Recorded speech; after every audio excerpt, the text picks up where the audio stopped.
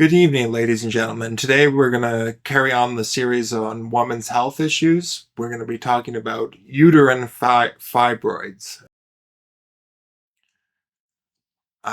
So the first thing you can watch out for is high blood pressure. Hypertension leads to a 4.9x increased risk of uterine fibroids.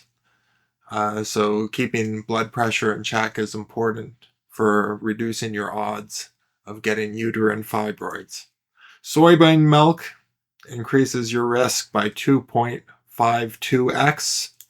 Exposure to food additives, food preservatives, artificial dyes,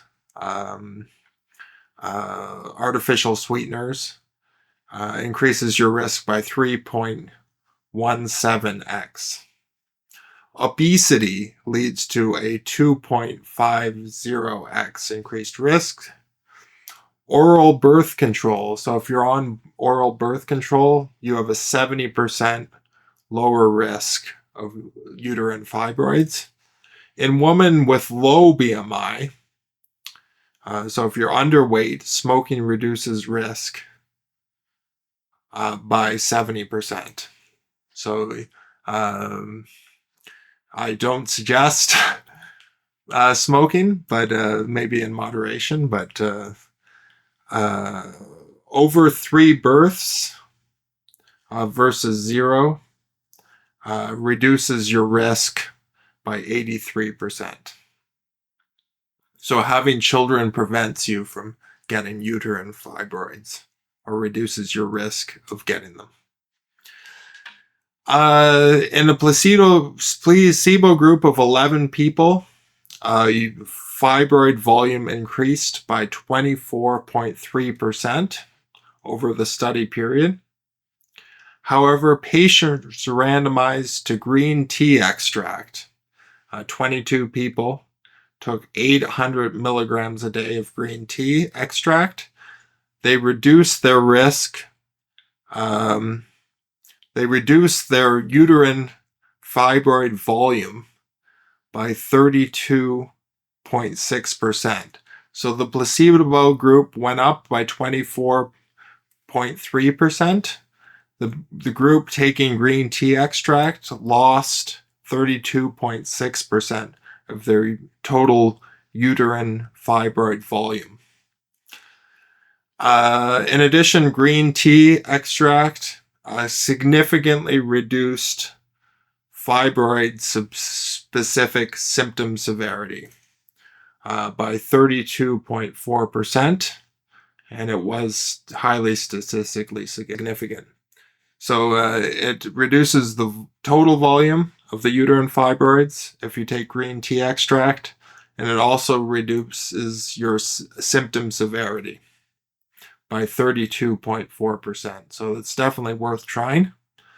Another thing you can do is vitamin D.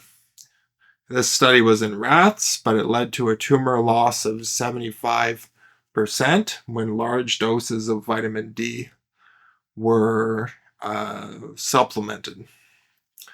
When the researchers looked at humans, they found those with greater than 30 nanograms per milliliter of vitamin D had a 22% reduction in the incidence of fibroids when compared to individuals with less than 30 nanograms per milliliter. The group with the highest vitamin D serum levels, greater than 30 nanograms per milliliter, also had a 32% increase in fibroid tissue loss. So fibroids shrunk in the group of people who had the highest vitamin D levels. Another thing you can do is leisure time affects it. So if you have more than 6 hours of leisure time, it was associated with 2x risk of uterine fibroids compared to less than 2 hours of leisure time a day. So idle hands are the devil's workshop in a certain sense, and having too much leisure time can increase your risk of uterine fibroids. So this is a bunch of things you can potentially do,